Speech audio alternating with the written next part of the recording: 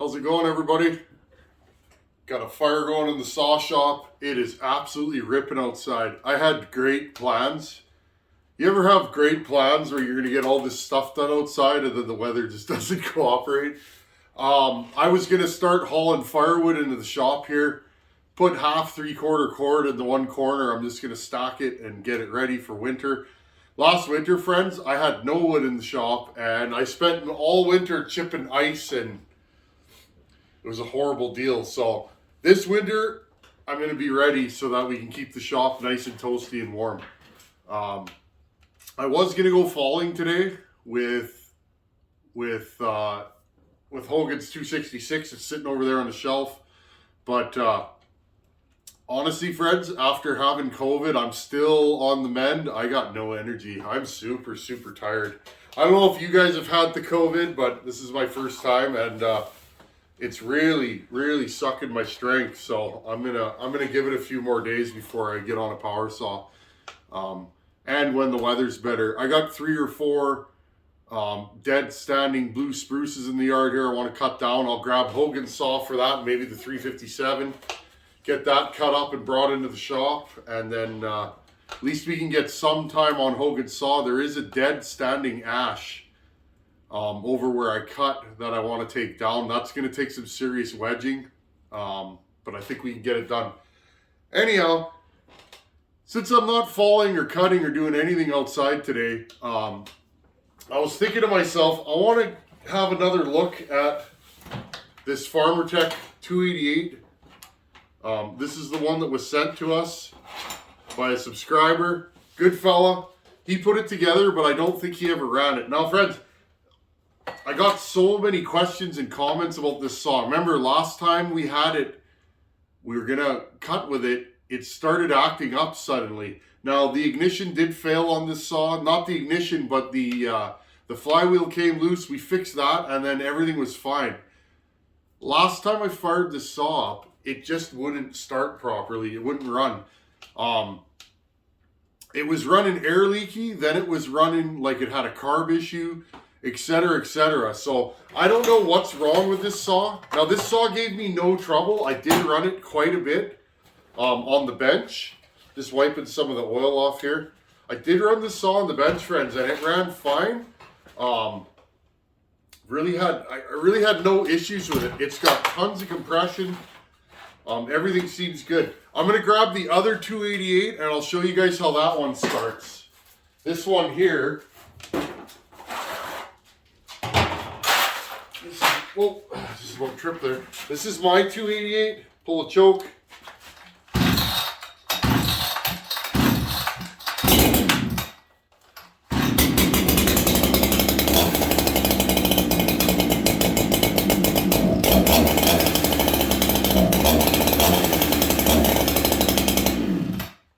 Smoke it up in here. You guys can see that one runs good.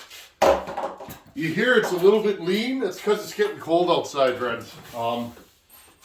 It was -10 last night with the wind, so time to retune everything. Whew. Even that took the wind out of my sails.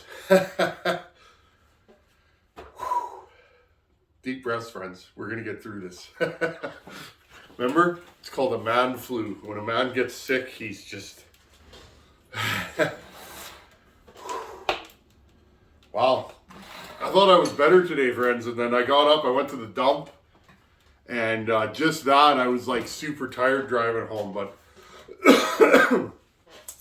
anyhow, okay, so that one runs beautifully. I don't want to do anything to it but run it. I've been running that saw every time I go cutting.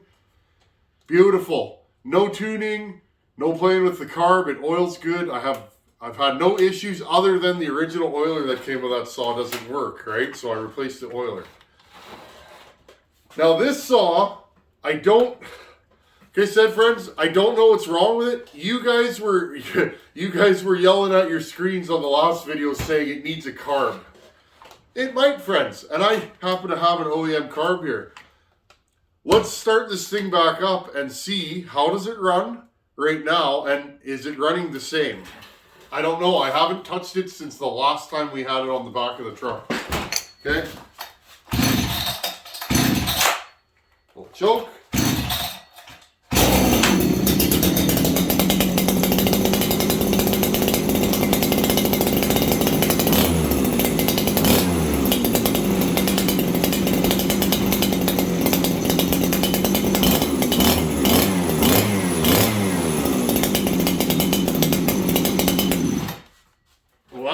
This thing just started nice there. That's a cold start, friends. I haven't done anything. This thing started better than that. Now, this saw is rich. You guys can hear it, hopefully, and see it. Let's check. Where's the high jet on this thing? 1 1/4. So I'll put it just under that. How about the low jet? I was at a trade seminar at work, and I got a bunch of new tuning screwdrivers. I love that. Okay. 1. Oh, wow. Is this thing rich on the low jet? Well, there you guys go. That's why it started nice. A saw that's really rich on the low jet generally will start with ease. Okay, put it at 1 1/4. Let's start this thing back up. Probably give it a choke again.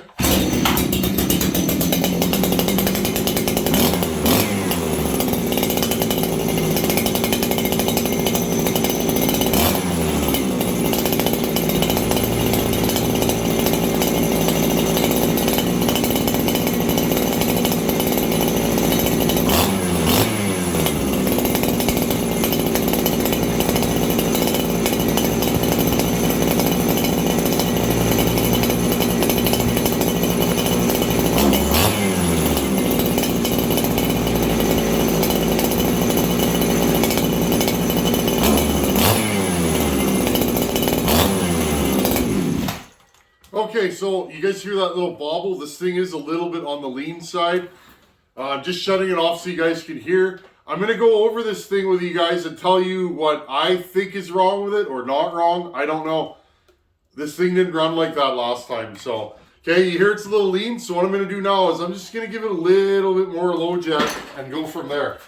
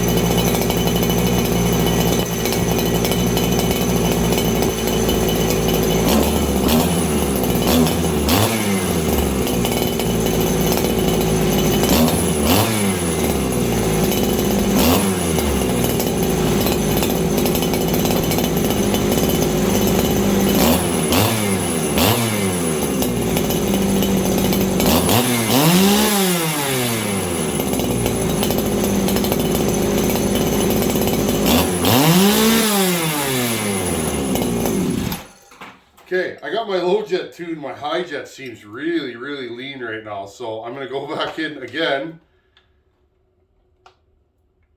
Okay, I got to take the top cover off, friends. I'm going to bring you guys in.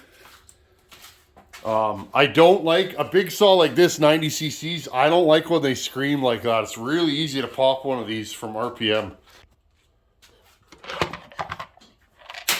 As you guys can see, this thing has never been in the wood. Period. I've never, I put a bar on this, but I've never cut with it. Okay. So again, when I have a big saw like this and it screams to the moon like that, I'm not a fan of that. Okay. I'm going to turn this all the way in. Okay. So I'll use this as my reference point. 1 turn.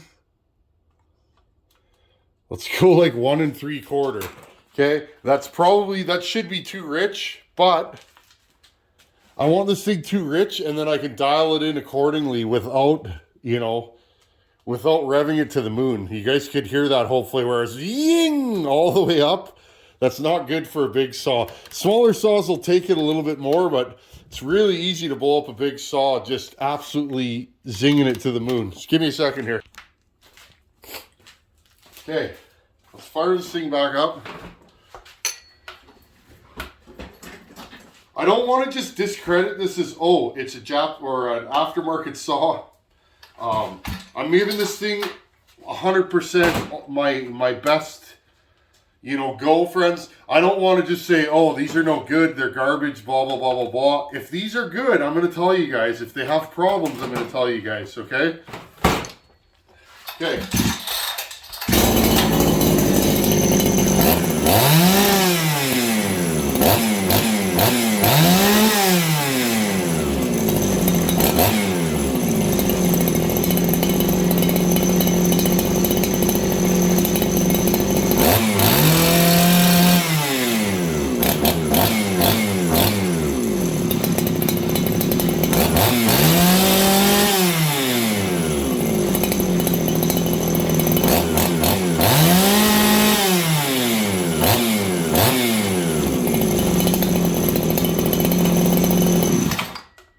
Okay, well, you guys heard it there. It's 4-stroking heavily. I don't know. Should we put an OEM carb on this just to see? Let's put an OEM carb on it. Why not? I don't like the way this carb is tuning right now. The low tune's nice. Okay, let's see where we're at. We are at 2 full turns out on the high jet. This thing should be so rich that it won't pull any RPM. So my thought is that maybe we do have a bad carb on this thing. Okay. The only way to find out is to swap it with an OEM carb. I got to dig through my parts and see what I have. Okay, I just noticed something that might actually be the culprit. Friends, this fuel line, rock hard. Like, can you guys see that? Rock hard. It should be pliable. Okay. I'm going to try and fish another fuel line through here without having to rip this saw apart. That might actually be the reason why this saw is doing what it's doing. Well, friends, I couldn't get the new fuel line pulled through, so I just started tearing into this thing. Why not? That's what we do here, right? Okay, now, first things first, and I'm going to say this, something's going on with the anti-vibes on this saw. And there are none in the front. So, friends, I noticed this saw kind of rattles when it sounded off. It was very buzzy when you first spooled it up, like when you touched the throttle. Well, the reason for that is the saw has no front AV mounts, which is weird because my saw, the AV mounts were installed out of the box. I don't know if you guys can see that. So that's going to be a little bit of an issue. I'm going to have to start digging through parts and see what I can find. I knew something was weird going on there. Recoil sounds, it feels good. Okay, well, let's talk about this saw and what I'm going to do with it. I think I've gone as far as I want to go, friends. I got to get some parts for this thing because I'm already kind of on the fence as to what I want to do with this saw. I've had quite a few issues with it. It is what it is. And you guys can see it's a nice, clean, brand new saw. I've never put it in the wood, but this saw's been giving me nothing but trouble since the day I started. So what I'm thinking, and I'm going to tell you guys my plan right now. Okay, friends, this is my idea as of today. I might change my idea, but this is an OEM 288 XP Lite, okay? I've had this saw for years. It's the crankcases are in good shape, okay? They got a lot of wear on them here and stuff like that, but I mean, they are usable. It has a good OEM ignition on it. Crankshaft is fine. There's no up and down play. I don't know if you guys can see in there.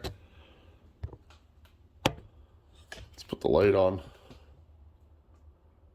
Okay, it is scored up a little bit. Still though, still has compression, okay?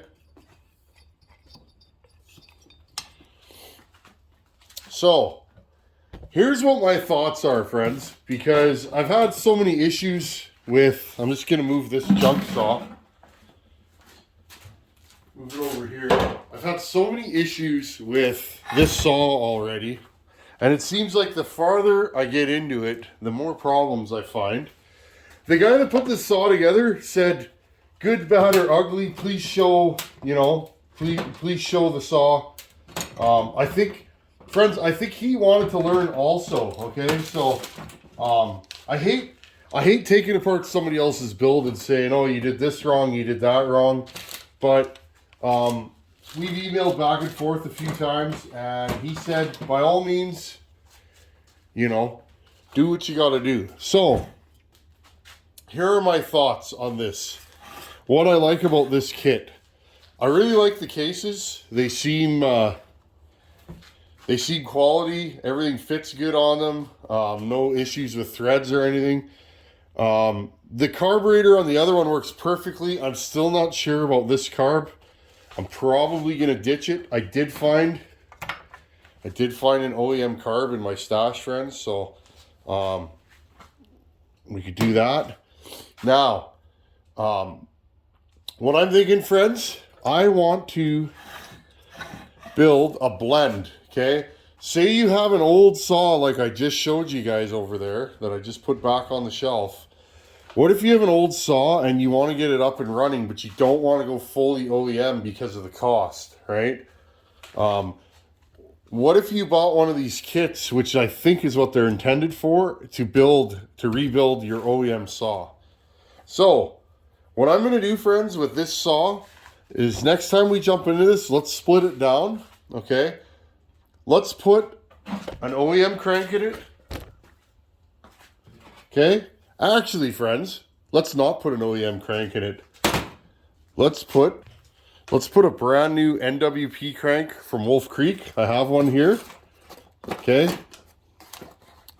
Right here, NWP crank, brand new, out of the box. Let's put that in this saw with a new set of bearings, probably SKFs, okay? Let's do that. Let's rebuild the bottom end, seal it up good like I did with the other saw. That way we know we don't have any air leaks. I still think this saw is a little air leaky, okay?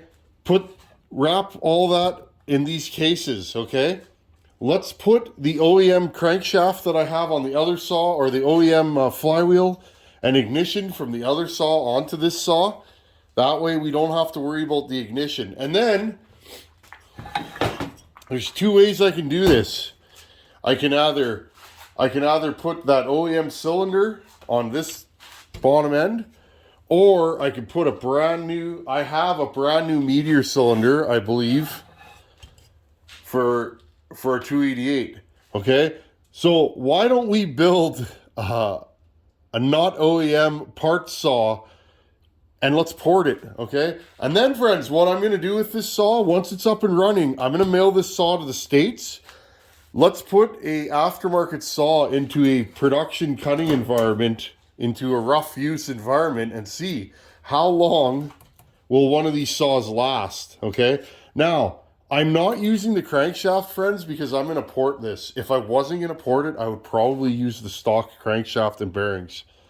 I've had no trouble with the ones in my saw, but I know for a fact, friends, the aftermarket cranks, especially the Farmertecs, they're very soft. They will not put up with the abuse of porting, okay? So, what do you guys think of that idea? The farther I go into this saw, the more I'm like, you know what? Maybe we should just tear it down. What do you guys think? Okay, friends, I think that's going to be the plan. Let's build a Farmertec Highway Meteor NWP OEM saw. Let's literally make this saw as random of parts as we can make it and port it, and then we'll send it down to the States. and we'll see what we can make of it. If it blows up right away, I'd like to know which parts failed, right? We can take it apart. But as of right now, every time I dig into this saw, friends, I'm having more little issues with it. So to me, it's like I might as well just start over again and rebuild it from scratch. So I think that's what we're gonna do. That way we have the OEM one that's sitting right there. That one, I'll keep running that until it fails and then probably repair it. It's been a good saw. I actually enjoy running it, and it basically runs like an OEM 288. I notice no difference. So it starts and runs and idles. If a saw starts, runs, and idles, and it's reliable in doing so, I'm going to use it to do work all the time. I don't care if it's a Holtz Forma or a real Husqvarna. It doesn't matter to me. So anyhow, friends, I think that's what we're going to do. Project Farmertec is getting ripped apart. Next time you guys see this saw, I'll pull it back out and let's tear it completely down and let's bulletproof it. Let's get rid of the parts that I'm not sure about. Let's look at this top end even and see. Maybe we'll throw this top end on the ported saw. Who knows? Anyhow, friends, thanks for watching. Take her easy. Later.